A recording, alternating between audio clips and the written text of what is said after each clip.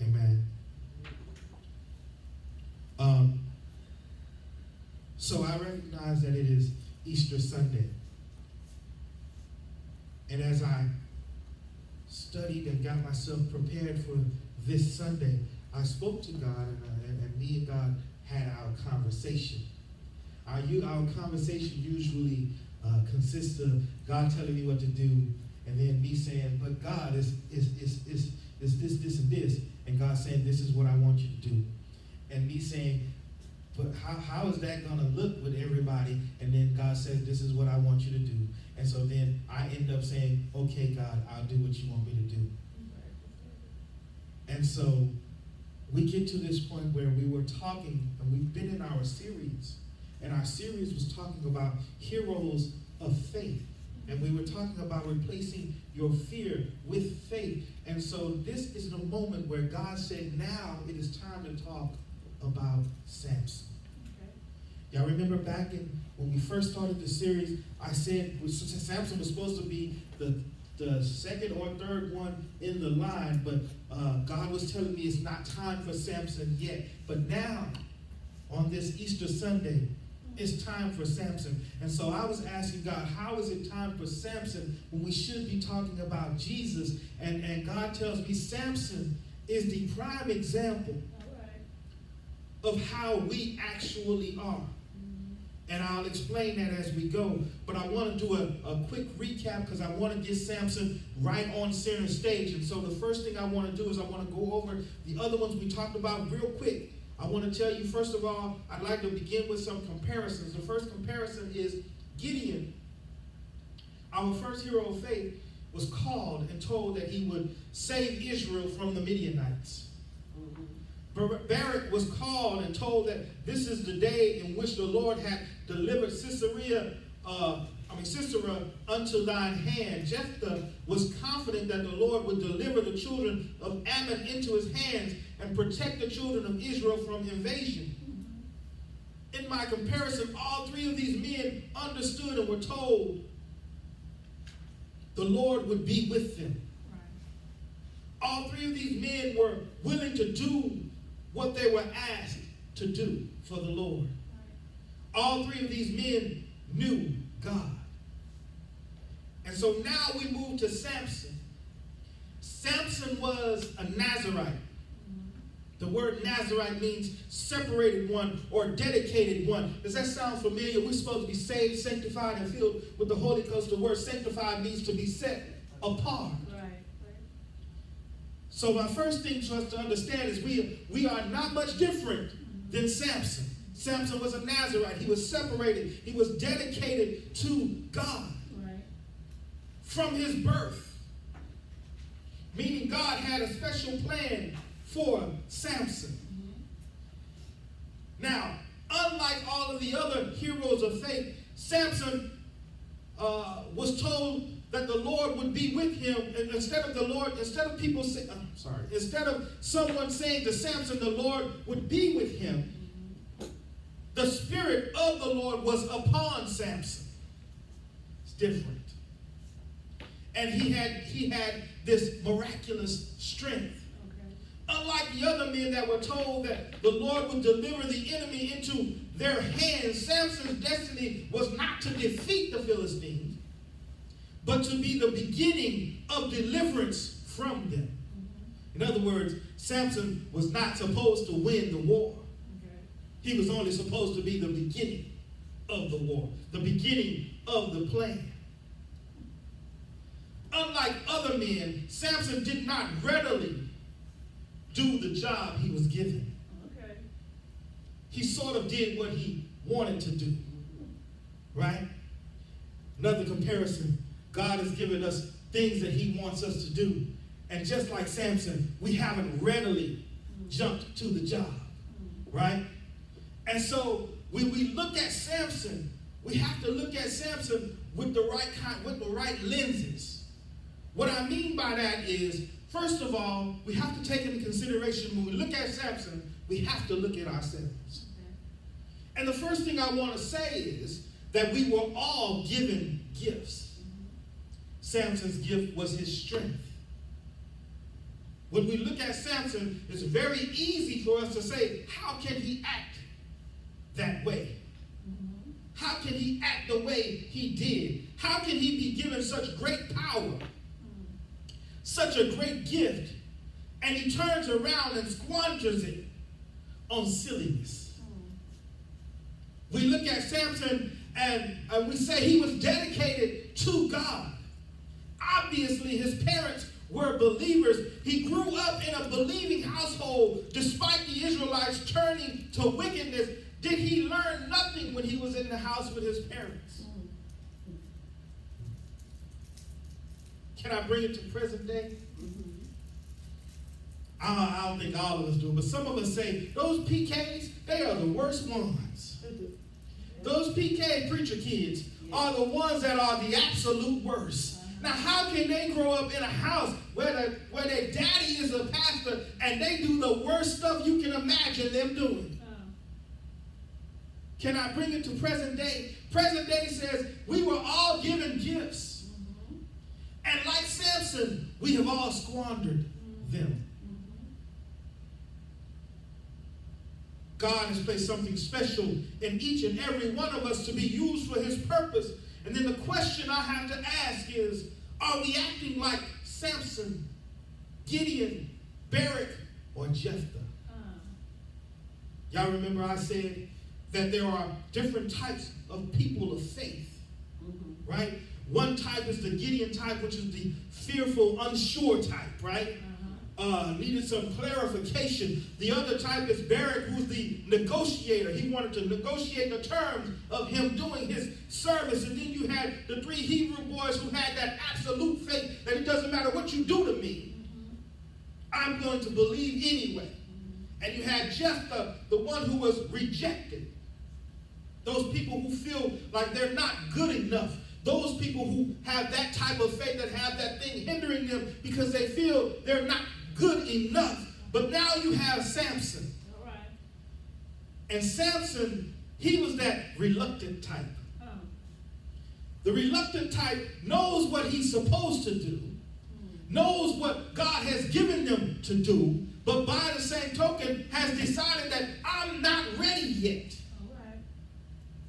They have told God, listen, I know that you told me to do this, but I'm not ready yet. I have things I want to do. So the question is, are we acting like Samson, Gideon, Barak, or Jephthah? Samson represents the majority of the people of faith. There's a few of us that have that absolute Hebrew 3 Hebrew boys faith that says, I'm going to do what God says and I don't care what the consequences are. And they have that absolute faith. There are quite a few of us who are like Gideon, who have that timid, unsure faith. There are some who have that negotiator thing going on, but but the majority of us are the ones who believe and know that God has given us these things to do and has placed this in us, and we are the reluctant type. You know, those people who know what God has called them to do, but would rather do something else instead. Or better yet, they know that God has called them to do something, but they want to do it their way instead of God's way. Those people who know exactly what their gift is, but would rather use it to serve their own selfish gain rather than serve God. I got it. Those people who grew up in church all their lives and are finally free from that church chain and just want to live and be free from their responsibilities for a little while. Maybe you're one of those people that just can't get right. And so you go on about pleasing yourself because you just can't get it. That's kind of where Samson was. Okay. Samson was at that point where he just, and in everything he did, it was about pleasing himself, and he just got to this point of no return. That's where a lot of us are, and I recognize. Stay with me. So Samson finds himself in a dilemma. On the one hand, he has a great destiny. On the other hand, he wants to live his life. He wants to marry who he wants to marry. He wants to eat whatever he wants to eat. He wants to have a party with a few friends and have some drinks. He doesn't want to follow along in this Nazarite thing. He doesn't want to follow along in his destiny. He just wants to enjoy his life. Does it sound familiar? Yeah. Majority of us feel that same way. We just want to live and enjoy our lives. We don't necessarily want to do the hard stuff. We don't want to do the things that we are responsible for doing. We know that God has given us tasks and things that he's given us to do because he's placed these gifts and these talents within us, and we know that he wants us to go around and use those talents and gifts to serve himself, but we just want to have a little fun. We just want to enjoy ourselves just a little bit. And so Samson did just that. Samson enjoyed himself. All right.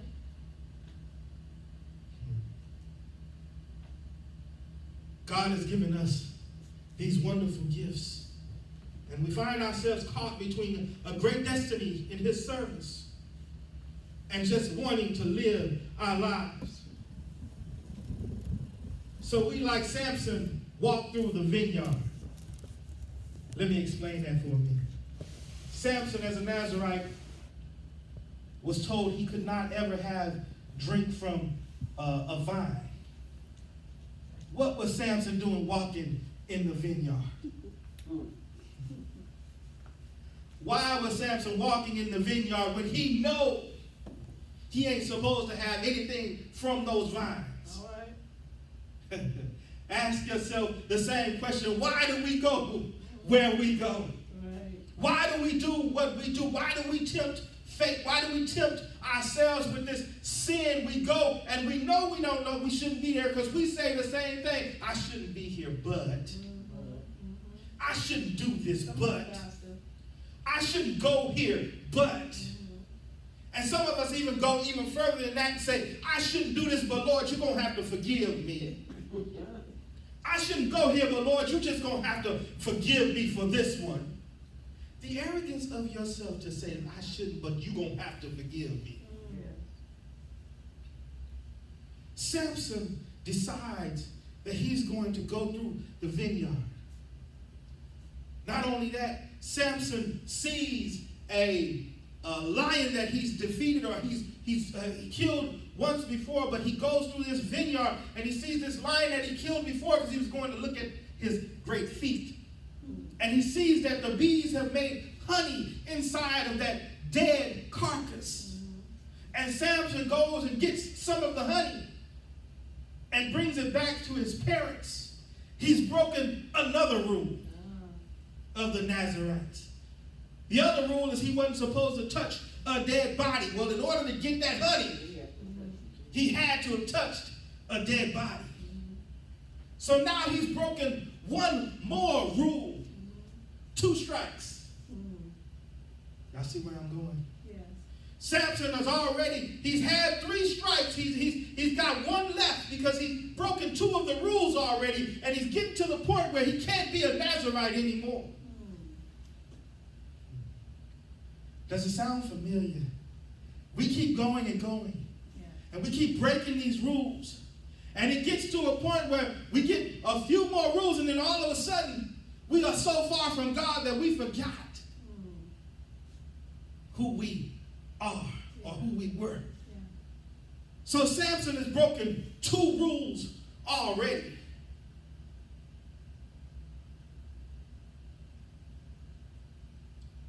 We walk through this world like Samson, coming ever closer to things we cannot have or should not have, to things that God has forbidden us to have, being enticed by what the world has to offer.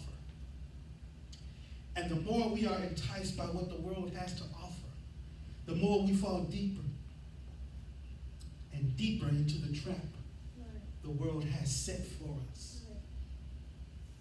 We find ourselves eventually stuck in this never-ending cycle of falling further and further into sin, adding more chain after chain after chain of sin until we get to the point that we're like Samson and we end up bound in chains.